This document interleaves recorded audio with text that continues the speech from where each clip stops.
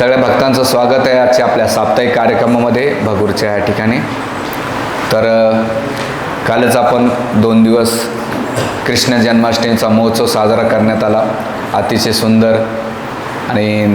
आणि काल म्हणजे नंदोत्सव केला. नंदोत्सव म्हणजे भगवान कृष्ण वृंदावनमधून मथुरामधून वृंदावन गोकुळ महावनामध्ये जातात. आणि दुसरं इस्कॉनचे जे फाउंडर आचार्य आहेत श्री भक्तिवेदांत स्वामी प्रभुपाद यांचा आविर्भाव म्हणजे जन्मतिथी पण ती काल होते. तर हे दोन्ही फेस्टिवल आपण काल साजरे करण्यात आलेले. तर मला असं वाटलं की चला कृष्ण जन्म आहे ना, तर कृष्ण जन्म झालेला आहे कारागारामध्ये, तर कृष्ण जन्म झालेला आहे. आता कृष्ण जन्म झाल्यानंतर वसुदेव कृष्णाला मथुरेमधून गोकुळ महावनामध्ये कसे घेऊन जातात आणि जाताना भगवंताच्या वसुदेवाच्या जीवनात काय काय चॅलेंजेस डिफिकल्टी येतात त्याची आपण आज चर्चा करणार आहोत. म्हणून कृष्णकथा अशी आहे ना, बऱ्याच वेळा आपल्याला लोकांना गैरसमज असतो या जगामध्ये की आम्ही अध्यात्म केलं, देवदेव केला की आपल्या जीवनातले संकट समस्या दूर होतील, मग त्यासाठी आपण नवस करतो, नको नाना प्रकारच्या गोष्टी करतो, पण त्याच्यातून ते कधी साध्य होत नाही. पण कृष्ण कथेतून आपल्याला बऱ्याच शिक्षा भेटतात. भगवान कृष्ण अवतरण होण्याच्या पहिल्याच संकट होते याच्यामध्ये मथुरामध्ये. वसुदेव देवकीच्या जीवनामध्ये संकट होते, समस्या होत्या, कारण लग्न झाल्यापासून संकट समस्याचे त्यांचं जीवन भरलेलं होतं. 6 पुत्र मारले गेले, 7वा गर्भ स्थलांतरित झाला किंवा गर्भपात झाला. आणि त्याच्या जीवनामध्ये वसुदेव आणि देवकीच्या जीवनात कृष्ण जन्म घेण्याच्या पहिले किती संकट. बरं, कृष्ण जन्म झाल्यानंतर जेव्हा तिथे गेले गोकुळवनामध्ये, तर तिथे वृंदावनमध्ये कृष्ण आल्यानंतर असं नाही की गोडी गोडीच्या लीला झाल्या, नाही, कृष्ण आल्याबरोबर संकटसुद्धा आले. म्हणजे आपल्याला शिक्षा काय घ्यायची की भगवत भक्तीच्या पहिले सुद्धा आपल्या जीवनात संकट असणार आहेत आणि भगवत भक्ती करीत असताना सुद्धा संकट येत राहतील जात राहतील. ह्या कथा आपल्याला शिकवतात. पण कृष्ण आल्यानंतर वसुदेव आपलं ब्रजवासी होते किंवा जे मथुरावासी होते ते निश्चिंत होते, शांत होते, कारण त्यांना माहीत होतं की आपल्यावर किती जरी संकट आले, समस्या जरी आले, भगवान कृष्ण आपल्याला संकटातून नाही का पार करून घेऊन जातील. कारण त्यांची तेवढी श्रद्धा होती, दृढ श्रद्धा होती, विश्वास होता आणि त्यानुसार ते भगवान कृष्णाला कधीच त्याने सोडलं नाही. त्याच प्रकारे आता आपण भक्ती मार्गात आलो आहेत आणि भक्ती मार्गात आल्यानंतर आपल्या मनामध्ये गैरसमज असेल की अरे बाबा माझ्या जीवनात एवढं संकट समस्या आहेत, देवा हे कधी कमी होते, नाही. पण आता आपल्या जीवनामध्ये संकट समस्या येत जरी असेल तर कृष्ण भक्ती त्या संकट समस्याला आपल्याला कसं सामोरं गेलं पाहिजे ही शिक्षा देते. म्हणून मी नेहमी सांगत असतो की भगवान कृष्णाने अर्जुनाने भगवान कृष्णाचे घनिष्ठ संबंध होते, अतिशय होते. आणि अर्जुनाच्या जीवनात, पांडवांच्या जीवनात एवढे संकट समस्या आल्यानंतर त्यांनी एकदा सुद्धा तक्रार नाही केली की भगवंत आम्ही तुमचे भक्त आहेत, एवढे संकट कसं काय पडलं, नाही. पण एवढं केल्यानंतर सुद्धा भगवंताकडे गेल्यानंतर भगवंताने म्हटले की अर्जुना मी ज्ञान देतोय. ज्ञान दिल्यानंतर असं नाही म्हटले आता तू झोपून घे मी युद्ध करतो, तसं नाही म्हटले, मी नॉलेज देतोय पण तुझं युद्ध तुलाच करायचं आहे, मी सोबत राहीन आणि खूप डिफिकल्टी आली तेव्हा मी नाही का तुझ्यासोबत मदतीला येईन. तसं सत्संगाला आपल्याला यायचं आहे, सत्संग अटेंड करायचं, आपल्याला लेक्चर्स अटेंड करायचे, पण आपल्या प्रॅक्टिकल लाईफमध्ये आपल्याला जी सिच्युएशन आपल्या लाईफमध्ये फेस करावं लागते, socially, family, physically, emotionally, so many difficulty आणि चॅलेंजेस आपल्या जीवनामध्ये येते. म्हणून आपल्याला भरपूर काही आपल्या जीवनात येते, पण आपल्याला गीता आणि भागवताचं नॉलेज घ्यायचं आणि आपल्याला ते काय करायचं, अर्जुनानं जसं युद्ध केलं त्याच प्रकारे आपल्याला सुद्धा आपल्या जीवनामध्ये युद्ध आहेत, ते युद्धाला फेस करायचे. तर ही कृष्ण कथा काय आहे, तर कलियुगामध्ये सर्व दुःखावर रामबाण विलाज आहे कृष्ण कथा. अर्जुनाच्या जीवनात प्रॉब्लेम्स आले, त्याने गीता ऐकली. राजा परीक्षेच्या जीवनामध्ये मोठं समस्या आली, मृत्यूची सामोरे जाण्याची, त्यांनी भागवत कथा ऐकली. तसं तेवढ्या मोठ्या संकट समस्या आपल्या जीवनात तर नाहीत, पण आपल्या ज्या काही किरकोळ आपल्या जीवनामध्ये कमी जास्त प्रमाणे जे दुःख येतात, समस्या येतात, पण त्याला त्या कृष्ण कथेतून आपल्याला रामबाण औषध आहे. म्हणून भागवताच्या स्कंदामध्ये सांगितलेले की माणसाने नेहमी निवृत्त तृष्णा रूपकीय माना भवषेद स्तोत्र मनोभिरामा कोतम श्लोक गुणानवादा पुमान विरजत विना पशुघ्नात. या सुंदर श्लोकामध्ये ते म्हणतात की कृष्ण कथा त्या दुःखावर समस्यावर कसं औषध आहे त्याचं वर्णन हे सुखदेव गोस्वामी राजा परीक्षितला करतात. ते म्हणतात कृष्ण कथेचा आनंद कोण घेऊ शकतो किंवा कृष्ण कथेचा अनुभव कोण करू शकते. निवृत्त तृष्ण रूपगीय माना. निवृत्त तृष्णा, निवृत्त झालं पाहिजे. आणि तृष्णा कोणती? तृष्णाचा ह्या शब्दाचा अर्थ आहे तहान भागवणे, तहान. तसंच जोपर्यंत इंद्रिय भोगाच्या तृष्णेतून कोणी मुक्त होत नाही, निवृत्त तृष्णीय, कारण आपल्याला जेवढा वासना इच्छा आकांक्षा आहेत त्याच्यातून जो निवृत्त होत नाही तोपर्यंत कथाचा आनंद नाही घेऊ शकत. कृष्णकथा आणि भावकथा सोबत राहू शकत नाही. म्हणून कृष्णकथा आनंद देणारी आणि भावकथा आहे ना का दुःख देणारी असते आपल्या जीवनामध्ये. म्हणून याच्यावर वेगळा टॉपिक होतो, कृष्णकथेतून फायदा होणारा आणि भावकथातून किती व्यथा ऐकल्या तर काय जीवनातल्या आपल्या व्यथा कमी होत नाहीत. आणि आपण हे आल्यानंतर का आपल्या व्यथा हे पुण्याकाला भेटलं की व्यथा डिस्कन होणार, पण कथा ऐकल्या तर व्यथा नष्ट होतात. म्हणून इथं आपल्याला काय करायचं, निवृत्त तृष्ण रूपगीय माना. गाणं म्हणजे काय, कोणाचं, तर हे जो गातो निवृत्त तृष्ण रूपगीय माना. भव औषध श्रोत्र मनोभिराणा. यासाठी औषध काय, ह्या तृष्णावर औषध काय, भव औषधावर औषध काय, भगवान कृष्णाचा अभिमम रामा. त्याच्यात तल्लीन होता. मग कोणाचं गायचं, ठीक आहे तुम्ही औषध मानतात किंवा तृष्णातून मुक्त, मग ते औषध कोण आहे, कोत्तम श्लोक गुणानुवादात. जे उत्तम श्लोक आहेत, उत्तम श्लोक कोणाला म्हटले आहे, भगवान विष्णूला, हरीला आणि कृष्णाला उत्तम श्लोक शब्द वापरलेला आहे. म्हणजे तमोगुणाच्या पलीकडे उत्तम श्लोक. आणि काय म्हणतात, गुणानुवादात पुमाम, म्हणजे हे मनुष्यानो की तुम्हाला गुणानाद करा. आणि हे केलं जर हे कोणी करीत नसेल तर ते काय म्हणतात की विरजेत पुमा विषु पशुघ्नात. जर हे कोणी करत नसेल, कथा ऐकत नसेल किंवा त्याचा रस घेत नसेल तर तो काय पशुघ्नात, म्हणजे जिवंत असून पशुसारखं जीवन घालणाऱ्यासारखा व्यक्ती आहे. तर पशु हे बघा आहार निद्रा भयमतमधून अटकलेले असते पण त्या कथेमध्ये काही इंटरेस्ट नाही. तसं ते काही लोक भौतिक संसारामध्ये भावकथेमध्ये आनंद घेऊन पशुसारखं जीवन जगत राहतात. तर अशा लोकांचं दुर्दैव किती सांगा असं सुखदेव गोस्वामी राजा परीक्षितला सांगतात. म्हणून ह्या श्रीमद भागवताच्या कथा किंवा भगवंताचा आविर्भाव याच्यासाठी होतं की आपल्या ह्या जन्ममृत्यूच्या चक्रातून ह्या भावसंकटातून मुक्त होण्यासाठी ह्या कृष्ण कथा आपल्याला मदत करतात. म्हणून प्रत्येकाने या कथेचा कृष्ण कथेचा आनंद घेतला पाहिजे किंवा त्याचा तल्लीन झालं पाहिजे. आणि हे ह्या शास्त्रामध्ये सांगितलेले. तर ह्या कथेमध्ये प्रसंग येतो की जेव्हा वसुदेव देवकी यांचं वहन करीत असताना लग्न झाल्यानंतर वसुदेव आणि देवकीचा विवाह झाल्यानंतर त्या रथाची लगाम आहे ना कंस चालवत होता. चालत असताना अचानक आकाशवाणी झाली. आकाशवाणी काय झालं, अरे मूर्ख. आणि मग एवढा कडकडत आवाज झाला, मूर्ख म्हटल्यानंतर पेच देण्यात आला. मग कोणाला म्हटलं की अरे मूर्ख कंसा, जेचा तू रथ हाकतोय, देवकी तुझ्या बहिणीचं तू रथ हाकतो, तिचा 8वा गर्भ हा तुझ्या मृत्यूस कारण ठरणार आहे. बघा ह्या जगामध्ये वास्तुस्थिती नाही का समोर बाहेर पडत असते. ह्या जगातलं आपलं कोण आहे आणि परक कोण आहे कळत आहे. ह्या जगातला मुखवटा बाहेर लगेच पडून जातो. कंसाचं विदिन काही सेकंदापुरती बहिणीच्या प्रती एवढं प्रेम होतं, तिच्या डोळ्यातून अश्रू येत होता आणि त्याला वाटलं की माझ्या बहिणीचा रथ दुसरं कोणी हाकवणार नाही, मी हाकणार. एवढा राजा होता, सगळे आसुर त्यानं दमन केले होते आणि असा आसुरीचे लोक बहिणीच्या प्रेमापोटी हे सगळं करीत होता. आणि हे करीत असताना दैवगताने ती आकाशवाणी झाली. आकाशवाणी का झाली, आचार्यवर प्रश्न करतात तिथे. याच्यासाठी झाली की भगवंत विचार करू लागले की मी अवतार घेईन पण माझ्या भक्तांचा लगाम मी माझ्या हातात ठेवणार आहे. आणि मी माझ्या भक्तांचा लगाम हातात घेतला, अर्जुनाचा लगाम मी हातात घेतल्यानंतर मोठ्या संकटातून मी बाहेर याला पार केलं. पण माझ्या आईवडिलाचा लगाम चुकीच्या व्यक्तीचा दिला तर माझ्या आईवडिलाची काय गती होईल, म्हणून त्यासाठी आकाशवाणी झालेली. आकाशवाणी अशी नाही झाली तर जर वसुदेव आणि देवकीचा जर रथाचा लगाम कंसाच्या हातात दिलं, यांची काय गती होईल आणि ती गती थांबण्यासाठी आकाशवाणी झालेली.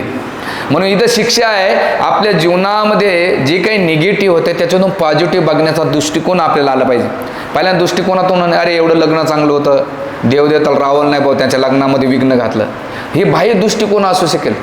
पण त्या वाईटामध्ये चांगलं होण्याचं काय, तर कृष्ण अवतरित होणार आहेत. म्हणून आपल्या जीवनामध्ये जेव्हा जेव्हा निगेटिव्ह येईल ना, तेव्हा त्या निगेटिव्हनं पॉझिटिव्ह बघण्याचा दृष्टिकोन आपण बघितला पाहिजे. त्याच्यावर वेगळं प्रवचन मी तयार करून ठेवलं आहे. मला जेव्हा मी प्रिपेअर करीत असताना माझ्या डोक्यात आलं आहे की भागवतामध्ये ज्यानं निगेटिव्ह आली तर त्याने त्याला पॉझिटिव्ह अँगल देऊन कशी बाहेर सुटका झाली. आपल्या लाईफमध्ये पण असं होतं आहे ना, कारण आपण लगेच त्याला कमेंट करून बसतो किंवा चेहरा लटकलेला असतो किंवा मूड हाफ होऊन जातो. त्याला त्याच्यातून बघण्याचा दृष्टिकोन बदलला पाहिजे. आणि मग ही आकाशवाणी झाल्यानंतर बघा इथं एक शिक्षा आहे की आपल्या जीवनाचा डोर आपण कोणाच्या हातात देतो त्यानुसार आपली गती होणार आहे. म्हणून शास्त्रामध्ये 3 प्रकारच्या गती सांगितलेल्या आपलं की अर्जुनाने आपल्या जीवनाचा लगाम भगवान कृष्णाचा दिला आणि भगवान कृष्णाने आपले रथाचा लगाम रुक्मिणीच्या हातात दिला. हे दोन्ही लगाम भगवंताच्या अधीन असतो आणि भगवंत भक्ताच्या अधीन असतो. पण भगवंतानं पाहिलं अरे माझे प्रेमी भक्त एकूण एकाच्या अधीन आहेत, पण कंस जर घेऊन गेलं तर काय होईल देवकीचं, म्हणून ती आकाशवाणी झाली. आकाशवाणी झाल्यानंतर कंस लगेच तलवार काढतो आणि लगेच की हिचा गर्भ जर माझा वध करणं हिलाच मी मृत्यू करतो. बघा या जगातलं कोणीच आपलं नाही. आपल्या बितली ना ते म्हणतात ना माझे बहीण भावंडे नातेवाईक, हे प्रसंग वाचत असताना मी ह्या गोष्टीला बरेच वेळा रिलेट करत होतो. पण ते नॉलेज काय होते ग्रंथापुरत राहते, प्रवचनात राहते, पण प्रॅक्टिकल जीवनामध्ये कधी कधी आपला बरोबर उग्रसर भाव बाहेर पडतो. हे व्यक्तिगत जीवनात मी अनुभव करतो बऱ्याच वेळा. म्हणून अशा काही घटना झाल्या ना मला ॲनालिसिस करायला होतं अरे मी कुठंतरी चुकतोय. पण एक कृपा माझी चांगली आहे की माझा भक्त समाज, भक्त म्हणजे जे वेलविशर आहेत माझे, मला नेहमी इंडिकेट करत राहतात असं नाही प्रभूजी असं, आणि ते फायद्याचं असतं. म्हणजे ॲटलिस्ट आपल्या जीवनामध्ये कोणतरी वेलविशर आहे तर चिंतक आहे आपल्याला सांगणारे आहेत, त्याला पॉझिटिव्ह आपण घेतलं तर. इथे मुद्दा असा आहे की वसुदेव देवकीचा मग तलवार काढून वसुदेवाने देवकीनं काय केलं, वसुदेवाने देवकीचा प्राण वाचण्यासाठी साम दाम दंड भेद ह्या 4 गोष्टीचा उपयोग केला. आणि साम दाम दंड भेद उपयोग केल्यानंतर येणे प्रकारे शेवटा जो होता काय दान, साम दाम दंड आणि भेद याचं केलं. तर शेवटी तो काय म्हटला, या 4ही गोष्टी काही कामाच्या नाहीत. तो म्हटला की हिचे जेवढे काही पुत्र होतील तेवढे पुत्र मी काय करेन तुला आणून देईल आणि तू निश्चिंत राहा. बघा कंसाने एका मिनिटात त्याच्या वाणीवर विश्वास ठेवला. म्हणजे कारण का कंस हा वसुदेवाचं सगळं चरित्र आणि गुण नाही का पारखून होता, दयाळू होता, करुण होता आणि शब्दाला जगणारा व्यक्ती होता. आणि त्याच वेळेस ज्या देवकीचे केस धरलेले होते आणि तलवार खडगं उचललं होतं, तुम्ही कल्पना नाही करू शकत राहा ह्या प्रसंगाला की आपलं लग्न चालू आहे, नवरदेव नवरी चाललेले आहेत आणि असे अचानक आकाशवाणी झाले आणि तुमचा भाऊ गाडी चालवताच तो म्हणतो अरे हिचा असं केलं तर आपली काय प्रतिक्रिया राहील, सगळा तमाशा होऊन जाईल. तर हे दृश्य, तर तिथे जेव्हा ही आकाशवाणी झाल्यानंतर देवकीला मुक्त करण्यात आलं आणि देवकीला मुक्त करण्यात आल्यानंतर वसुदेव देवकी आले इकडे. आल्यानंतर वसुदेव देवकीला 1 वर्षानंतर पहिला पुत्र जन्माला आला आणि पहिला पुत्र जन्माला झाल्यानंतर की त्यावेळेस लेबर पेन अवस्थेमध्ये असताना वसुदेव आपल्या देवकीनं नाही का झोपलेली होती. वसुदेवाने ते बाळाला उचललं. देवकी पण सचेत अवस्थेमध्ये होते. उचलल्यानंतर त्याचं नाव ठेवलं कीर्तिमान ठेवलं आणि कीर्तिमान ठेवल्यानंतर तो वसुदेव जड अंतःकरणाने त्या बाळाला घेऊन कारागृहातून नाही का कुठे घेऊन गेले, वसुदेव आपल्या कंसाकडे घेऊन गेले आणि कंसाला म्हटले बघ मी तुला जे वचन दिलं ते पहिला पुत्र तुला अर्पण करीत आहे. तर त्यावेळेस कंस म्हटला मला पहिल्या पुत्रापासून कोणतेही संकट समस्या नाही आणि मी तुला अभय प्रदान करतो, घेऊन जा. पण इथे वसुदेवाच्या मनात पाल चुकले की आसुरी वृत्तीचे लोक कधी पण त्यांचं मन भरमिष्ट होऊ शकते, विश्वास ठेवू नये. म्हणून शास्त्र सांगते साप आणि आसूर याच्यावर कधीच विश्वास ठेवू नये, ते कधी तुमच्यावर दंश करू शकतात. हे आणि दुसरं नीतिशास्त्र सांगतं बरं, कोण सांगते, राजकारणी आणि स्त्रीवर कधी विश्वास ठेवायचा नसतो. जे बघा ज्यांचे लग्न ठरलेले असतात, लव्ह मॅरेज अरेंज मॅरेज, पण घरच्याने प्रेशर आल्यानंतर काही जर झालं ना, यांना मला नाही का फसवलं, म्हणजे एका मिनिटात स्त्री पलटी मारली आणि त्याच्या शब्दावर विश्वास ठेवतात, पण पुरुषांना डोकं जरी आपटलं तर त्याच्यावर विश्वास ठेवत नाहीत. सकाळीच आज एक जण आला होता माझ्याकडे, त्याच्यानंतर म्हटलं बिचार 5 वर्ष रिलेशन होतं, ते म्हटलं नाही यानं मला फसवलं, लटकलं ना घेणे देणं, हा बैल मोजे मार. म्हणजे राजे आणि स्त्रीशू नीतिशास्त्र चाणक्य सांगतात. तर इथे तेव्हा त्याने सोडून दिलं, वसुदेवाने आपलं वसुदेवाला सोडून दिलं, ते घेऊन आला. वसुदेव देवकीला आनंद झाला, सुटलं. पण त्यावेळेस नारद मुनीची एंट्री झाली. नारद मुनीची एंट्री झाल्यानंतर नारायण नारायण करून आल्यानंतर ते म्हणले, अरे कंसा तू चूक केली. मी काय चूक केली की तू असं विनाकारण नाही सोडायला पाहिजे. ते नाही म्हणले, मला 8व्या पुत्रापासून आहे, हे तर पहिला पुत्र आहे. त्यावेळेस आचार्य सांगतात, भागवतामध्ये मेन्शन नाही पण आचार्य सांगतात की नारद मुनी काय करतात, ते कमळ काढतात आणि कमळ काढून काय करतात, त्याच्या 8 पांकड्या असतात. मला पहिली कोणती आणि याची शेवटची कोणती मोज. त्यामध्ये 1 2 3 4 5 6 7 8 आणि मग तो पुन्हा कमळ फिरवतो आणि पुन्हा मोजायला होतो वेगळ्या वेगळ्या अँगलनं. म्हणजे 8वी कोणती आणि पहिली कोणती हे त्याला कळत नाही. आणि मग त्याच्या डोक्यात टूप पेटी नाही की पहिला जो तो 8वा होऊ शकतो. का बरं नारद मुनी असं काय केलं. तर नारद मुनी हे शिकवते की जेवढं तो पाप करीन, अत्याचार करेल, तेवढं भगवंत लवकर प्रगट होतील. त्यासाठी नारद मुनींनी ते केलं. नाही तर बरेच नारद मुनींचं जे कॅरेक्टर आहे, पात्र आहे, त्याला लोकांनी लई इमेज करून टाकले, खराब करून टाकलेले. आणि विशेष करून आपल्या टी व्हीच्या मालिकाने त्याला डिश अँटेना लावून ठेवलं, नारायण नारायण अशी ती शेंडी अशी उडते. तसं कुठेही शास्त्र मिळत नाही. ते परम भक्त आहेत भगवंताचे, ते भक्त आहेत, अनन्य भक्त आहेत भगवंताचे. आणि सगळ्या भागवतामध्ये सगळ्यात जास्त गुरु कोणाचे झालेच आहेत, महर्षी वाल्मिकींचे, वेदव्यासांचे, प्रल्हाद महाराज, ध्रुव महाराज, सगळ्यांचे गुरु नारद मुनी होऊन गेलेले, साधी कोण नाही ते. तर अशा नारद मुनी सांगितल्यानंतर कंसाने काय केलं, पुन्हा वसुदेवाने देवकी आपल्या वसुदेवाला बोलवलं आणि जो कीर्तिमान नावाचा पहिला जो पुत्र होता त्याचा त्यानं वध केला. असं करता करता 6 पुत्राचा वध केल्यानंतर 7वा गर्भ वसुदेवाच्या जी पत्नी होती, गर्भ देवती, देवकीच्या गर्भातून तो रोहिणीच्या गर्भात काय झालं, स्थलांतरित झाला. आणि स्थलांतरित झाल्यानंतर सगळ्या मथुरामध्ये सगळीकडे हाकार मारला की देवकीचा 7वा गर्भ आहे ना, तो काय झाला, गर्भपात झालेला आहे. तर असं का झालं, आचार्य तिथं प्रश्न विचारला जात, असं का. तर ते म्हणतात की जे 6 पुत्र आहेत ते आपल्या 6 अनर्थाचे प्रतीक आहेत. जोपर्यंत भगवान कृष्णाला आपल्या जन्मात हृदयामध्ये जन्म द्यायचा असेल आपल्याला, तर आपल्या हृदयातले पहिले 6 अनर्थ गेले पाहिजे. जोपर्यंत 6 अनर्थाचा नाश होत नाही तोपर्यंत आपल्या जीवनामध्ये जे आदिगुरु बलरामजी त्यांचं अवतरण आपल्या हृदयामध्ये होऊ शकत नाही. म्हणून जो रोहिणीचा गर्भ आहे, देवकीचा गर्भ रोहिणीच्या गर्भात का स्थलांतरित झाला, त्याचं कारण हे देतात की 6 पुत्र 6 अनर्थ गेल्यानंतर 7वा गर्भ याच्याचे जातो वसुदेव देवकीच्या गर्भामध्ये की तिच्या गर्भ अतिशय पवित्र. आता भगवंत येण्याच्या पहिले जसं एखादा VIP एक व्यक्ती येणार असेल तर माणसाची किती अरेंजमेंट असते, बरोबर, सिक्युरिटी, त्याची साफसफाई, सजावट, हे तसंच आता भगवंत प्रगट होणार आहेत म्हणून बलरामजी काय करतात, त्या गर्भामध्ये येऊन सगळं प्लॅनिंग करून जातात. आणि मग झाल्यानंतर तो गर्भ योग मायाच्या कृपेनं रोहिणीच्या गर्भामध्ये स्थलांतरित होतो. किती टेक्नॉलॉजी आहे असेल, आहे का कलियुगामध्ये, तर सर्व गोष्टी चालू झालेली, पण ती बी काय एवढं नाही. पण ती टेक्नॉलॉजी किती पॉवरफुल होती की या गर्भातून त्या गर्भात स्थलांतर, आजच्या आधुनिक वैज्ञानिकाला ते शक्य पण नाही. तर असं झाल्यानंतर 7वा गर्भ काय म्हणजे आदि गुरुची कृपा. जोपर्यंत आपले अनर्थ निघणार नाही तोपर्यंत गुरुची कृपा आपल्या जीवनात कधीच होणार नाही, आपण पहिले लक्षात ठेवलं पाहिजे. आणि मग 7वा गर्भ स्थलांतरित झाल्यानंतर भगवंत वसुदेवाच्या मनातून पहिले मनात प्रगट होतात आणि मनातून देवकीच्या मनामध्ये स्थलांतरित होतात. आणि देवकीच्या मनामध्ये स्थलांतरित झाल्यानंतर देवकीच्या गर्भामध्ये ते आश्रय घेतात. आपल्या जगातला जो जन्म असतो तो स्त्री आणि पुरुषाच्या रज आणि वीर्याच्या माध्यमातून आपला जन्म होतो. पण भगवंत या रज आणि वीर्याच्या पलीकडे भगवंत हे साक्षात अवतरित होतात.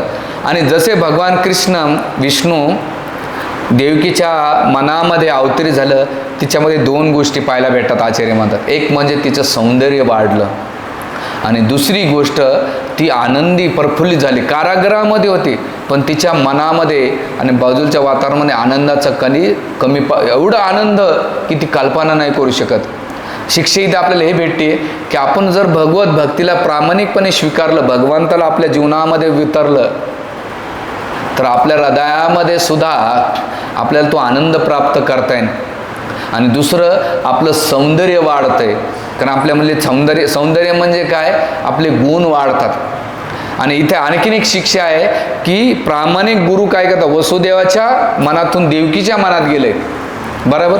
तसं प्रामाणिक गुरु जे असतात ते काय करतात, आपल्या हृदयातून आपल्या शिष्याच्या हृदयामध्ये कृष्ण टाकतात. जर गुरुच्या मनामध्येच भौतिक इच्छा असेल, तो आपल्या शिष्यांच्या हृदयामध्ये पण भौतिक इच्छा टाकेल. म्हणून प्रामाणिक गुरु कोण असला पाहिजे, की जो आपल्याला भगवंत देतो, आपल्या हृदयामध्ये कृष्णाचं नेहमी स्मरण करतो, ते खरे प्रामाणिक गुरु आहेत. नाही की त्याने किती चेल्याचेपाटी आहेत, मोठ्या गाड्या फिरतो, सगळं गाव त्याला पाया पडतं, की त्या गुरु माझ्या हृदयामध्ये भगवंत किती टाकतात, ते खरे तुमचे गुरु आहेत, ना की बाहेरच्या भौतिक जगातून.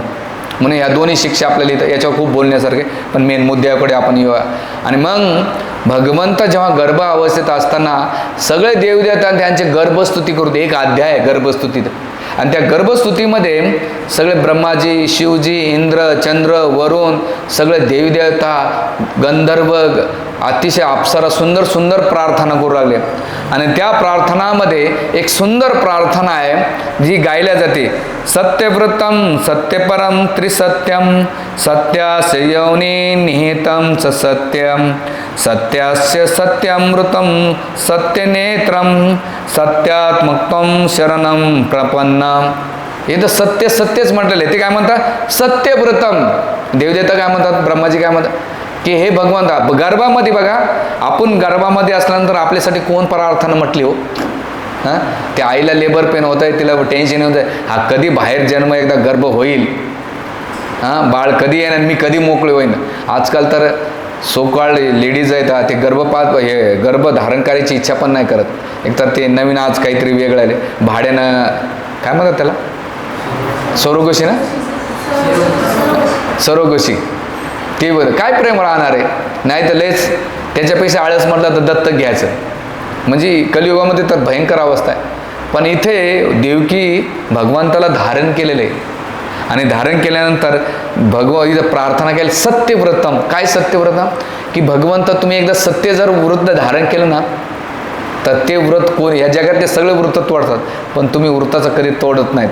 म्हणून तुम्ही सगळे, आणि कितीतरी असे वृत्तावर एक प्रवचन होऊ शकेल की भगवंताने जे जे व्रत धारण केलेले आहेत ते वृत्तासाठी ते आलेले. दुसरं काय, सत्यप्रम.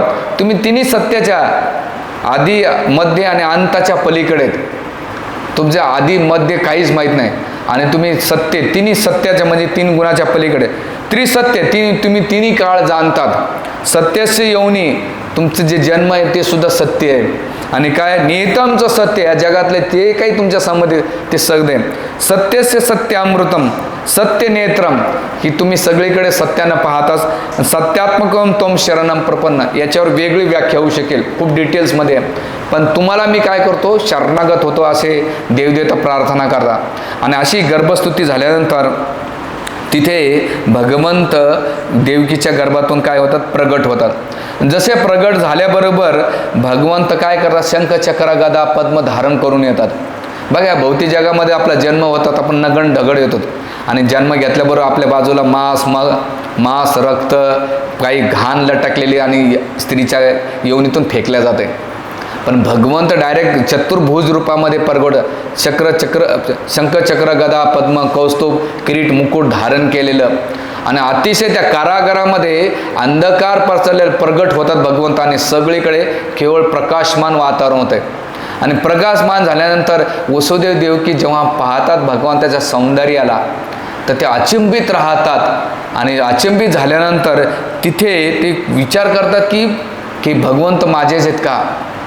आणि केल्यानंतर वसुदेव देवकी जन्माल्याबरोबर भगवान कृष्णाच्या काय करतात, सुंदर सुंदर प्रार्थना करतात. ह्या जगामध्ये एक जर पाहिलं तर लेबर पेनमध्ये 2-3 ती लेडीज असते, ती लेबर पेनमध्ये बेशुद्धच असते. पण वसुदेव देवकी सुंदर प्रार्थना करतात, आणि सुंदर प्रार्थना केल्यानंतर भगवंत म्हणतात, मी तुमच्या प्रार्थनेनं मी अतिशय आनंदी आहे. आणि मग भगवंता म्हणतात की मी अशा रूपामध्ये का प्रगट झालो. माता पिता ते म्हणतात की तुम्ही मागच्या जन्मामध्ये तुम्ही कठीण तपस्या केली आणि पहिल्या जन्मामध्ये तुम्ही सुत्तप आणि पृष्णी गर्भ हे याच्यामध्ये भयंकर तपस्या केली, हजारो वर्षे तपस्या केली, खडतर तपस्या केली आणि तुम्ही म्हटले की तुमच्यासारखा आम्हाला पुत्र द्या.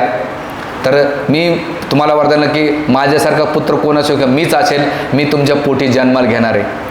आणि एक नाही 3 वेळा जन्म घेतला भगवंता.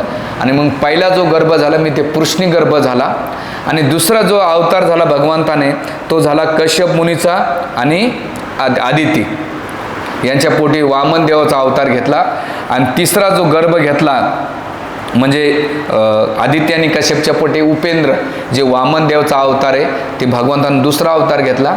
आणि तिसरा साक्षात स्वयंभू अवतार मी तुमच्या समोर प्रगट झालेलो आहे. आणि आता हे अवतार झाल्यानंतर हा तुम्हाला विश्वास देण्यासाठी मी स्वयं रूपामध्ये येऊन तुमचा विश्वास नाही आला पाहिजे की मीच ते की तुम्हाला वरदान देऊ असलं. आणि मग ह्या तिन्ही अवतारामध्ये आता मी तुम्हाला बघा कोणता पुत्र आपल्या आईवडिलाचा जन्म सांगतो ह्या जगामध्ये आहे का. त्याला माहीत नसतं मागच्या जन्मात कोण होते आपले आईवडील आणि आपल्याला माहीत नसतं आपले आईवडील कोण होते. पण भगवंताने 3 जन्माचं त्यांना वर्णन केलं आणि 3 जन्माचं वर्णन केल्यानंतर ते अतिशय वसुदेव देवकी नाही का प्रसन्न झाल्यानंतर तिथे वसुदेव देवकी नाही का देवकी विशेष करून भगवान कृष्णाचे चिंतन करू लागले. चिंता याच्यासाठी करू लागले की माझा एवढा सुंदर बालक आहे आणि कंस येऊन याचा वध नको करायला. आणि अशा भीतीपोटी ती म्हटली की भगवंता तुम्ही तुमचं रूप आहे ना काय करा त्याला छोटंसं करा तुम्ही बालकाचं रूप घेतलं तर मी काय करेन माझ्या काखेमध्ये मी माझ्या पदरामध्ये काय करेन लपून ठेवून आणि कंसापासून तुमचं रक्षण करेन. ते संकटामध्ये आहेत पण ते भगवंताबद्दल चिंता करतात. याला म्हणतात खरं प्रेम आणि याला म्हणतात स्नेह. भगवत भक्त कोण असतो जो स्वतःचा जास्त विचार करत नाही तो दुसऱ्याचा विचार करतो. आणि विशेष करून भक्तांचं एक वैशिष्ट्य असं आहे की तो भगवंताची चिंता करतो. जे बंधनास आहेत पण ते दुसऱ्याला उद्धार करण्यासाठी प्रयत्न करतात. म्हणून आचार्य सांगतात जरी आपण भाऊबंधनात आहेत हरकत नाही पण जेव्हा तुम्ही कृष्ण भक्तीचा प्रचार करतात दुसऱ्यांना उद्धार करण्याचा प्रयत्न करतात तर भगवंत काय करतात त्याचा तो उद्धार करतात पण त्याबरोबर आपला पण उद्धार करतात. ही आपल्याला शिक्षा इथून भेटते. आणि म्हणून इथं आपल्याला आणखीन एक शिक्षा आहे जेव्हा तुम्ही भगवंताची चिंता करतात तर भगवंत तुमची चिंता करतात. तुम्ही संसाराची चिंता करतात तर आपल्या चिंतानं काहीच होत नाही. म्हणून आपण नेहमी भगवंताची आणि याला खरं प्रेम आणि स्नेह म्हटलं जातं. आणि असं चिंतन केल्यानंतर भगवंत म्हणतात तुम्हाला एवढं जर भीती वाटत असेल तर मी छोटा बालक होतो.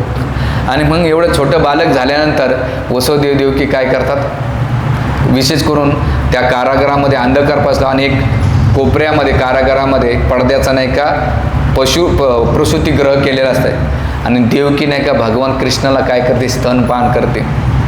आणि स्तनपान केल्यानंतर भगवंतचं सौंदर्य पाहता असताना पितांबर धारण केलेलं आहे तेजस्वी सौंदर्य पडतं आहे आणि भगवंत स्मित हास्य करतायत. आणि देवकीचं एवढं प्रेम झाल्यानंतर भगवंत माझा तुम्हाला एवढी जर भीती वाटत असेल तर मला स्थलांतरित का करत नाही तुम्ही.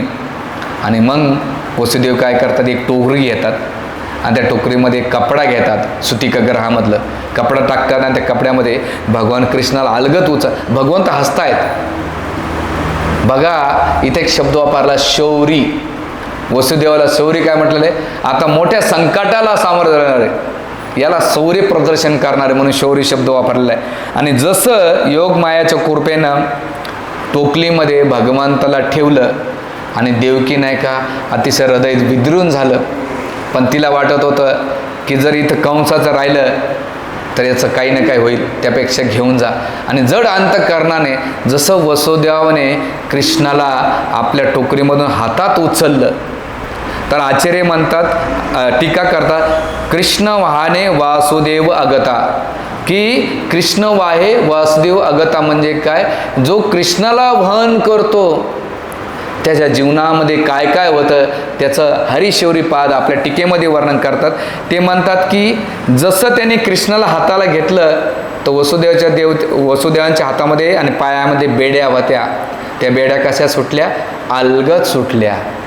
आचार्य म्हणतात ज्याच प्रकारे आपण भगवान कृष्णाला आपल्या हातात धारण करू, तर आपल्या भौतिक संसाराच्या ज्या बेड्या आहेत, सत्वगुण, रजगुण, तमोगुण, आपल्या आसक्तीच्या बेड्या आहेत, संसाराच्या प्रती, व्यक्तींच्या प्रती, वस्तूंच्या प्रती, त्या बेड्या कशा होतात, अलगद सुटतात. तुम्ही म्हणता ना, तर कृष्ण आणायचे कसे, हा पण प्रश्न आहे ना. तर कृष्ण कसे येते, ते कृष्ण म्हणजे साक्षात माळा, हरिनाम, हरे कृष्णा कृष्णा कृष्णा हरे हरे, हरे राम राम राम हरे हरे.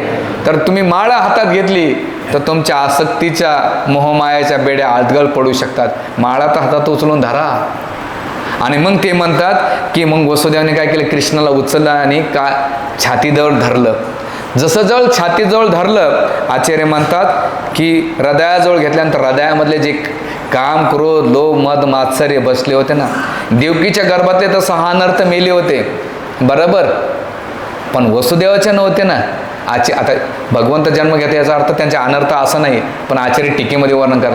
जसं त्याने हृदयाला धारण केलं, कृष्ण माझे येतं आणि मी माझ्या कृष्णाला नाही सोडणार, अशा भावनेने केल्यानंतर त्याच्या हृदयातले अनर्थ, काम, क्रोधाचे सगळे आसूर नष्ट झाले किंवा विखून झाले. म्हणून हरिनाम जेव्हा तुम्ही जप करता तो हृदयात जातो, तर हृदयातले अनर्थ नष्ट होतात. आणि म्हणून तिथं ते हृदयातले जे अनर्थरूपी नष्ट झाल्यानंतर ते काय करतात, जसं उचलतात आणि मग घेतल्यानंतर छातीला लावल्यानंतर विचार करतात, आता काय करू, घेऊन तर गेलं पाहिजे. भक्त तर दरवाजे बंद आहेत. आणि मग ही मनात भावने आली वसुदेवाच्या. त्याचबरोबर काय झालं, जे भाग्याचे दरवाजे उघडले. म्हणून भाग्याचे दरवाजे कसे उघडले, भले कारागर होतं, त्या कारागृहामध्ये जन्म, आता एखाद्याला म्हटलं तुमचा जन्म जेलमध्ये झाला आहे, तर लोक त्याला काय म्हणतील, हां, आपल्याला त्याला वेगळं. पण भगवंत कारागरामध्ये, तसंच आपण हे कारागर आहे, भौतिक संसार कारागरच आहे.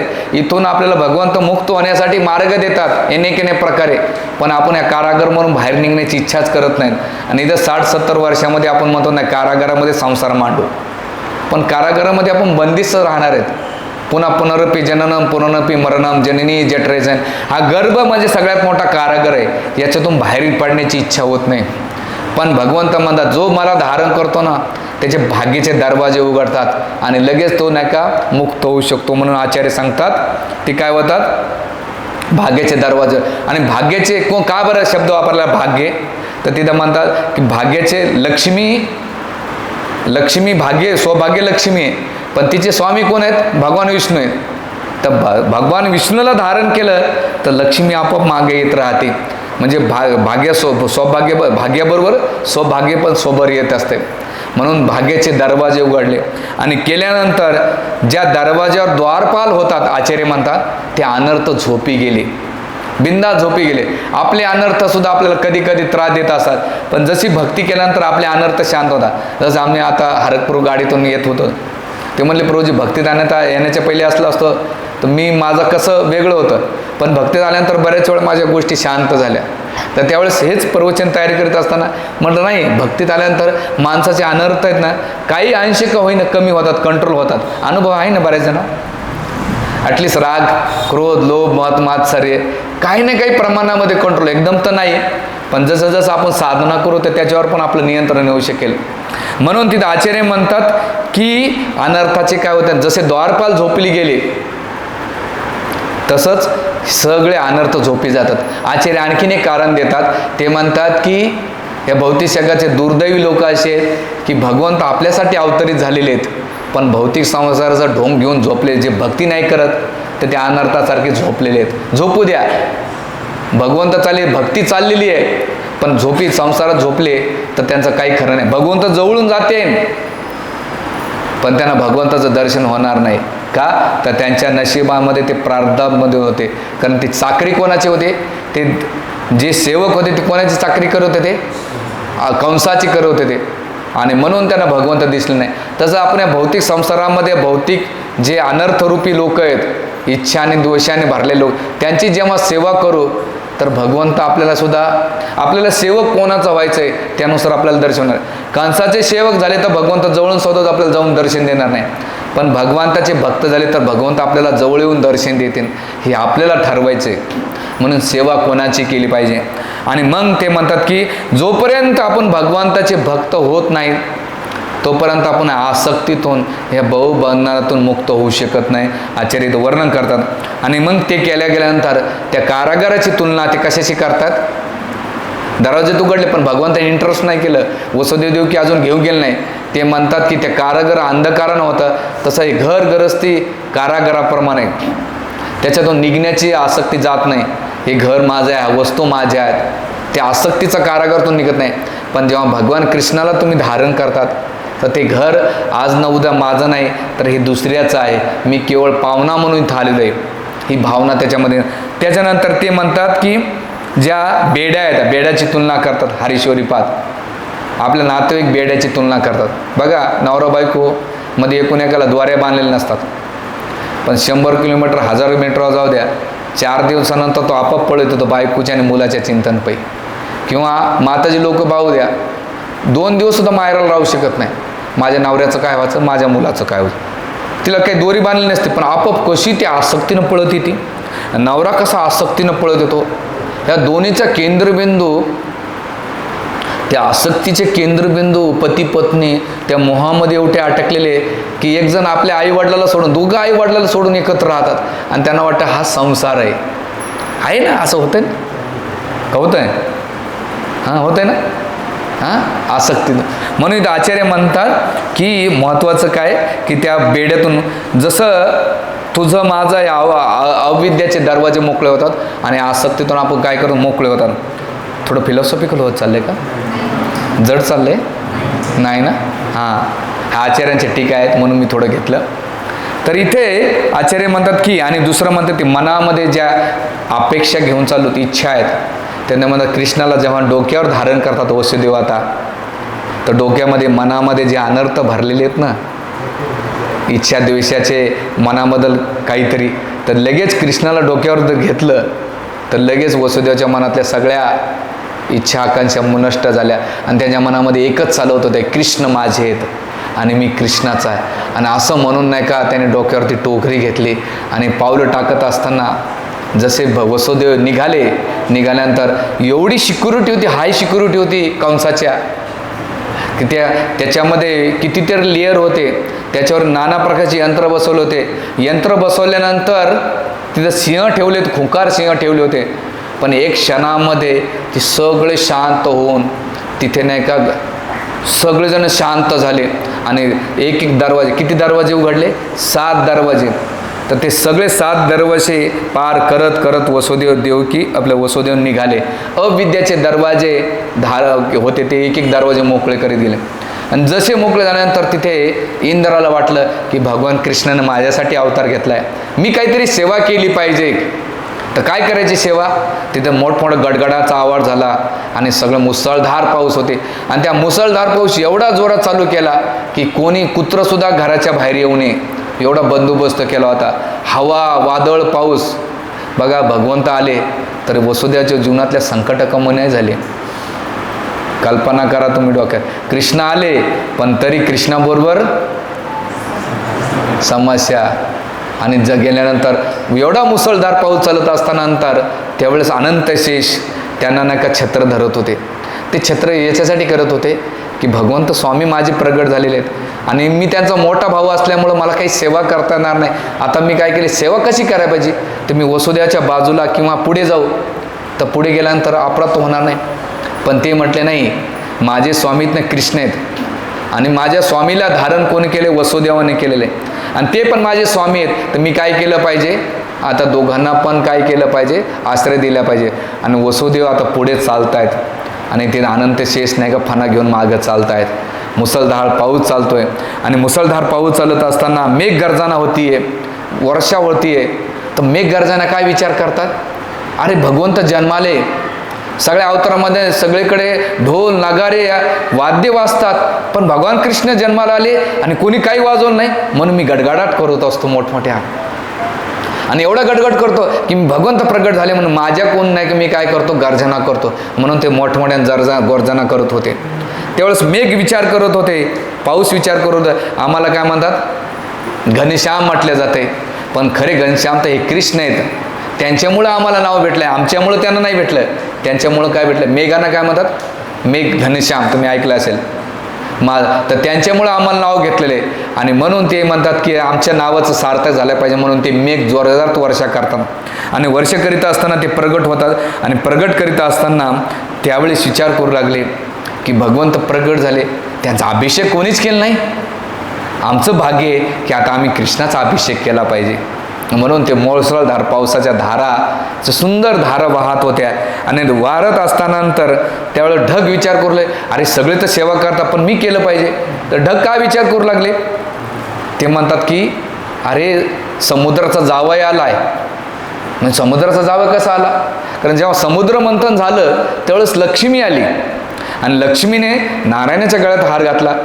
आणि आम्हाला जे काही ढग आम्ही निर्माण होतो ते कोणामुळे होतात, ते समुद्रामुळे होत आहे. म्हणून हे ढग विचार करू लागले की समुद्र देवता, तुमच्यामुळं आम्ही ढग झालो आहेत, पण तुमची सेवा आणि तुमच्या जावाईची सेवा करण्याचा आम्हाला लाभ भेटतो आहे. म्हणून ते काय करतात, ढगांचं नाही का हे करतात. हां, मग त्या म्हणतात, इंद्र काय म्हणतात, अरे पुढे जसं जसं एवढं वादळ वारं पावसाचा मुसळधार पावसात असताना तिथे ह्या पावसाच्या धारा, त्याला पाण्याला एक शब्द वापरला आहे संस्कृत, अमृत. अमृत म्हणजे काय बघा, किती माणसाला काय असू त्या तहान लागल्यानंतर ते पाण्यासम अमृतप्रमाणे. तस त्यावेळेस पाऊस विचार करू लागले, पावसाने अभिषेक करीत असताना तर त्यावेळेस अनंतशेष विचार करू लागले की भगवान कृष्ण साक्षात अमृत आहे. आणि हे अमृत पडून त्यांना कशाला डिस्टर्ब करतोय, म्हणून ते आपला फणा काय करतात, आणखीन मोठा करतात, झाकण्याचा प्रयत्न करतात. त्यावेळेस मेघ वर्षा काय विचार करतात, अरे आम्हाला अभिषेक करायचा पण अनंतशेष सारखा मदत काय येतोय, म्हणून ते जोरदार आणखीन गडगडाट करतात. आणि असं गडगडाट केल्यानंतर पुढे ती यमुनेच्या काठी जातात. यमुनावर गेल्यानंतर सुखदेव गोस्वामी एक शब्द वापरतात, यमुना अनुज.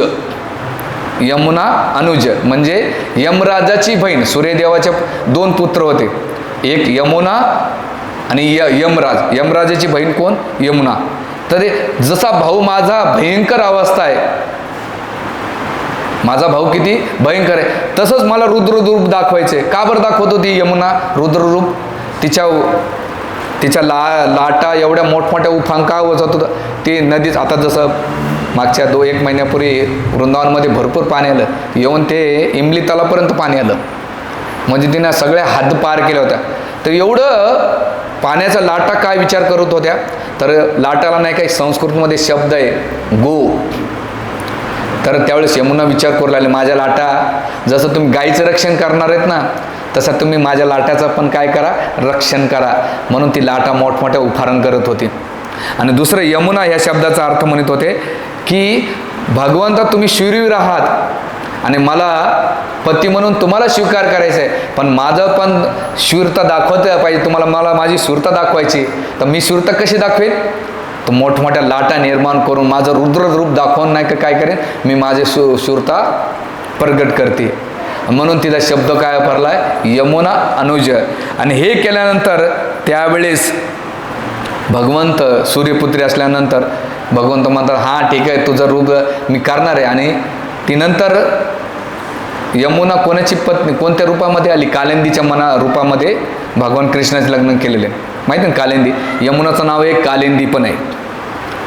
की आता तुमची पत्नी म्हणून मी स्वीकार कर, तुम्ही मला पती म्हणून मी तुम्हाला स्वीकार करणार आहे, तर मला पण इच्छा आहे तुमची पत्नी म्हणायचं. म्हणून ती रुद्र रूप दाखवत होती. आणि दाखवल्यानंतर यमुना काय करते बघते, तर भगवंत म्हणतात ठीक आहे तुझं सगळं दाखवलं ना, आता माझ्या वडिलाला रस्ता दे.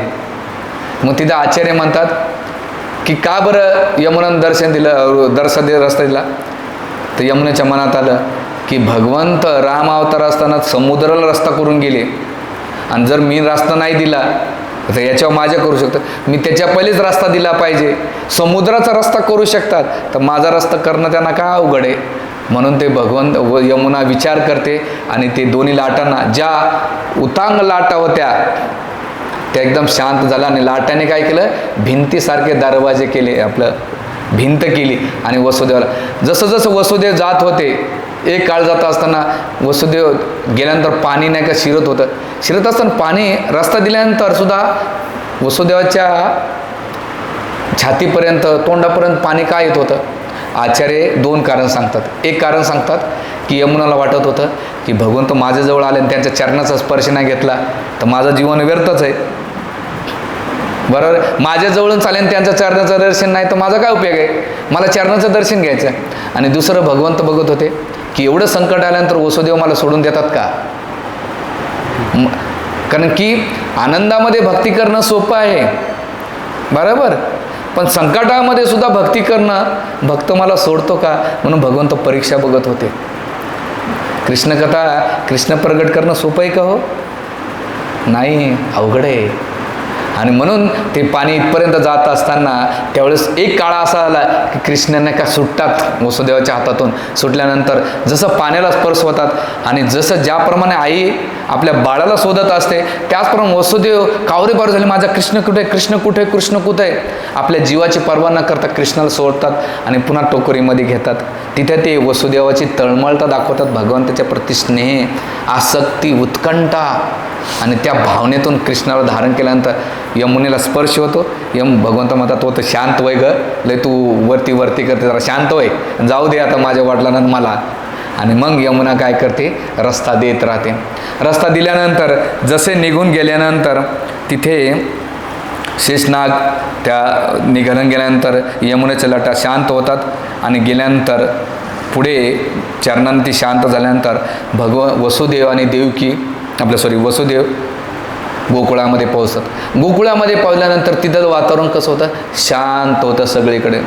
शांत झाल्यानंतर नंदबाबाच्या महलामध्ये जातात आणि ज्या ठिकाणी यशोदाने प्रसूतिगृहामध्ये एक सुंदर कन्याला जन्म दिलेला असतो. आणि दिल्यानंतर वसुदेव जातात आणि त्या पलंगावर हळूच प्रवेश केल्यानंतर आपल्या कृष्णाला तिथे ठेवतात. आणि ठेवल्यानंतर तिथे योगमाया जन्माला आली होती. म्हणून आचार्य म्हणतात की भगवान कृष्ण भक्तवत्सल आहेत. मथुरेमध्ये लोकांना शांत करण्यासाठी भगवंतांनी महामायाचा उपयोग केला होता, महामायाचा. आणि वृंदावनमध्ये भगवंताने झोपण्यासाठी योगमायाचा, गोकुळमध्ये जे काही भक्त होते त्यांना शांत करण्यासाठी योगमायाचा उपयोग केला होता. आणि योगमाया केल्यानंतर वसुदेव जड अंतकरणाने नाही का त्यांच्या मनामध्ये एक विचार आला की माझ्या पुत्रासाठी मी दुसऱ्याचा पुत्र उचलून आणतो, ही कोणती नीतिमत्ता असेल, कोणती नीतिमत्ता असेल की माझ्या पुत्राला वाचवण्यासाठी मी दुसऱ्याचा बळी कसं काय द्यायचा. तर तिथं आचार्य म्हणतात की आपल्या पुत्राला वाचवण्यासाठी शक्यतो आईवडिलांनी सगळे प्रयत्न केले पाहिजे. किती भागवत ग्रंथ किती प्रॅक्टिकली, याच्या खूप डिटेल्समध्ये, जस्ट मी एवढा वेळ नाही आपल्याला, पण महत्त्वाचा मुद्दा आहे की तिथे म्हणतात शेवटपर्यंत आपल्या मुलासाठी आपण काही पण केलं पाहिजे, त्याचे पण वेगळे शिक्षा आहेत. आणि मग केल्यानंतर भगवंत काय करतात, वसुदेव काय करतात, घेतात कृष्णाला आणि घेतल्यानंतर जड अंतकरणाने त्या कन्येला घेऊन येतात. मग तिथं आचार्य प्रश्न विचारतात. काय प्रश्न विचारतात हरीश्वरी, की जाताना कृष्णाने जेव्हा धारण केले ते भाऊबंधातून सगळ्या गोष्टीतून मुक्त झाले, आता त्याने महामायाला उचललंय, पुन्हा ते भाऊबंधात अटकतील का, हे मनात प्रश्न होता. आणि मग घेऊन आल्यानंतर जेवढा रस्ता जाताना मोकळा होता तेवढाच रस्ता मोकळा होता. आल्यानंतर वसुदेव पुन्हा कारागारामध्ये आले आणि जसे कारागारामध्ये 7 दरवाजे होते, एक एक दरवाजा आपोआप बंद होत गेला. आणि गेल्यानंतर जेव्हा आतल्या प्रसूतिगृहामध्ये मेन जो कारागार होता त्याच्यामध्ये प्रवेश केल्यानंतर त्यावेळेस जसं आतमध्ये एंट्री केल्यानंतर योगमायाला धारण केल्यानंतर आचार्य म्हणतात जो एकदा भगवान कृष्णाची जो भक्ती करतो आणि भक्ती सोडून मायात जातो, भौतिक संसारांमध्ये पडतो, तसं वसुदेवाचं भगवंतानं रक्षण केलं. त्याच प्रकारे एकदा जरी कोणी भक्ती केली आणि भौतिक संसारात पुन्हा पडला तरी तो विसरून जाईन तो जीवात्मा, पण भगवंत त्या भक्ताला कधीच विसरत नाही. हे भगवत भक्त करुणा दाखवण्यासाठी म्हणतात योगमायेला जरी धारण केलं, महामायेला जरी धारण केलं तरी मी त्या भक्ताचा त्याग नाही करत, कारण माझी भक्तीची एवढी पॉवरफुल आहे. आपण कल्पना करू शकतो की भगवंत किती कृपावत्सल आहे. त्यांना म्हणतात भक्तवत्सल म्हणजे काय, ज्याप्रमाणे आई आपलं वासरू, एक गाय आपल्या वासराला चाटून काय करते, घाण नष्ट करते, त्याच प्रकारे एखादा भक्त भौतिक संसारात पडलं तर वासरूची घाण ती नष्ट करून त्याला स्वच्छ करते. त्याचप्रमाणे भगवंत त्याचे अनर्थ नष्ट करून त्याला स्वच्छ करण्याचं काम करतात. म्हणून त्यांना नाव पडलेलं आहे भक्तवत्सल भगवान की जय. तर असं भगवान कृष्ण आल्यानंतर ते पाहिलं तर साखळदंड विचार करू लागले, अरे ज्या आमचे स्वामी आहेत भगवान कृष्ण, त्यांच्या आईवडिलांना आम्ही बंधन कसं टाकायचं. तर वसुदेव देवकी काय करतात, ते साखळदंड घेतात आणि आपल्या हाताला पायाला बांधतात, वसुदेवकीला बांधतात. आणि देवकी जसं ते पाहते, ती पाहतात की माझ्या पुत्राला वाचून यशोदेची कन्या आणलेली, रडती, क्रुदन करते. आणि केल्यानंतर जसा त्या कारागारामध्ये आवाज होतो भयंकर, एवढा भयंकर आवाज होतो रडण्याचा. आणि कारागारातले जेवढे द्वारपाल होते त्या नालायकांना काय माहीत भगवंत आधीच गेले, हे तर बिंदास झोपलेले होते. हां, आणि मग उठल्यानंतर स्वामी स्वामी स्वामी, मग काय झालं, तुमचा शत्रू जन्माला आलाय, तुमचा शत्रू जन्माला आलाय. त्यावेळेस हा 24 तास चिंतनामध्ये, भागवतामध्ये वर्णन आहे सगळ्यात जास्त चिंतन कोणी केलं असेल ना, नारद मुनी द्वेष करतात कंसाच्या प्रती. का बरं, की कंस 24 तास खाता पिता झोपता उठता सगळीकडे कृष्णाचं स्मरण करतो. माझी कधी चेतना होईल की मी कृष्णाचं अशा प्रकारे चिंतन करू शकेल. आणि असा कंस जेव्हा त्यांनी वाणी ऐकली, ऐकल्याबरोबर काय केलं, सगळं सोडलं आणि तलवार घेऊन एकदम धावत पळत सुटला. आणि सुटल्याबरोबर तो रस्त्यामध्ये पावसामध्ये पडतो, चिखलामध्ये पडतो, डोक्याला मार लागतो, माझा शत्रू जन्माला आलाय. बघा, ज्याच्या पोटामध्ये कपट आणि द्वेष आणि बदल्याची भावना असेल तो मनुष्य काय विचित्र अवस्थेत होतो. आल्यानंतर जसं बघतो आतमध्ये कारागृहात प्रवेश करतो, त्यावेळेस बघतो देवता पण खोटं बोलतात की देवकीचा 8वा गर्भ मुलगा जन्माला होते, ती मुलगी जन्माला आली. अरे आपणच खोटं बोलत नाही, देवता पण खोटं बोलतात. त्यांनी त्याच्या मनात अशी कल्पना निर्माण झाली. आणि त्यावेळेस देवकी क्रंदन करते, अरे दादा ही कन्या आहे, तुला काही त्रास देणार नाही, ही तुझी सून होऊ शकेल. कारण दोघाचं कुळ वेगळं होते, दोघाचं कुळ वेगळं होतं. पण तुझी कन्या होईन, याला सोडून दे, जीवनदान दे. पण नाही, निष्ठूर झालेला व्यक्ती काय करू शकेल भरोसा नाही. आणि मग तो काय करतो, जसं त्या कन्याच्या पायाला धरतो आणि बरकून आपटण्याचा प्रयत्न करतो, जसं ते हातात सुटते. आणि मग अष्टभुजा रूपामध्ये दुर्गादेवी प्रगट होती. आणि ते दुर्गादेवीचं रूप वनदेवीचं देवीला तुम्ही गेलात, ते अष्टभुजा रूपाने का प्रगट झाली. आणि अरे मूर्ख कंसा, तू नादान बालकाला मारण्याचा प्रयत्न करतो, पण तुला मारणारा कुठेतरी जन्म घेतलेला आहे आणि ते माझे स्वामी, आणि ती खडसावून टाकते, तू माझा असा कसा नालायक भक्त आहेस. आणि ती म्हणते माझी इष्टदेवता कसं काय प्रगट झाली. म्हणून जेवढे असुर आहेत ना त्यांचे स्वामी कोण आहेत माहिती आहे, दुर्गादेवी आणि शिवजी, हे दोघं आहेत. आणि मग ते म्हणतात की माझे स्वामींनी मला हे सांगितलेले. म्हणून दुर्गा, आपण जेव्हा कधी मुनीच्या देवीला जातो ना, एकच प्रार्थना, तुमचे स्वामी आहेत ना कृष्ण, त्यांना आम्हाला भेटू दे, आम्हाला ते पाहिजे. नवरात्रात बी आपण नवरात्र करतो ना, तर त्याच्या मागचा हा उद्देश असला पाहिजे की मला कृष्ण कधी भेटतो. तुमचे इष्टदेवता आहेत, तुमचे स्वामी आहेत. आणि त्याचं नाव ना, भगवंत अवतार होण्याच्या पहिले 9 नावं देतात, ईशानी, नारायणी, शारदा, वैष्णवी, कुमोदनी, माधवी, असे भरपूर नावं देतात भगवंत कोणाला, दुर्गादेवीला. आणि भगवंत म्हणतात कलियुगामध्ये जो कोणी तुझी पूजा करेल त्याची इच्छा पूर्ण करायचं काम तू कर. तर हे असं प्रगट झाल्यानंतर भगवंत तिथे काय करतात, ही बातमी केल्यानंतर दुर्गादेवी चेतावणी देते. आणि मग दिल्यानंतर वसुदेव आणि देवकीला काय करतं, कंस काय करतो, वसुदेव देवकीला जाऊन पाया पडतो, म्हणतो की हे ताई आणि जिजाजी मला माफ करा, माझी बुद्धी भ्रष्ट झाली आणि हे पुत्र मी मारले नाही, माझ्याकडून ते मारले नाही, दैवाने माझ्याकडून ते करून घेतले. काय झालं बघा, आपल्या चुकासुद्धा दुसऱ्याला लादण्याची कशी सवय. माझ्याकडून मला माफ करा, माझ्याकडून मोठा अपराध झाला, चूक झाले. आणि ते वसुदेव देवतीला मुक्त करतात. आणि मुक्त केल्यानंतर इथे कंसाचे जे 4-5 असतात ना, चाणूर, मुष्टिक, शल्य, तोशल, कूट, हे 5 बंधू असतात. आणि ते म्हणतात महाराज कंस तुम्ही चिंता करू नका. बघा मानसिक बुद्धी चांगली जरी झाली पण वाईट लोकांच्या संघामध्ये त्याची बुद्धी कशी भ्रष्ट होऊ शकतं याचं चांगलं उदाहरण कंसाचं आहे. आणि गेल्यानंतर याने सांगितले या 10 दिवसात येणारे जेवढे काही पुत्र आहेत आपण त्यांसाठी वध करू. आणि मग ते वध देण्यासाठी काय केलं पाहिजे तर तेव्हा म्हणतात की पहिली मावशी पुतना मावशीला पाठवूया. आणि मग तो त्याचा प्रसंग आता पुढे घडतोय. तर हे भगवान कृष्णाचा जन्म आपल्याला खूप काही शिकवून देते. म्हणून भगवान कृष्णाचे जन्म मथुरापासून तो गोकुळपर्यंत कसा होता, त्या प्रवासामध्ये काय काय मार्ग येतात, तसं आपलं जीवनसुद्धा या भौतिक संसारापासून वैकुंठ जाण्यासाठी आपल्या जीवनामध्ये ह्या सगळ्या गोष्टी येणार आहेत. पण सगळ्यात महत्त्वाचं ह्या गोष्टी करताना वसुदेवाने कृष्णाला नाही सोडलं. वसुदेवाने कृष्णाला नाही सोडलं.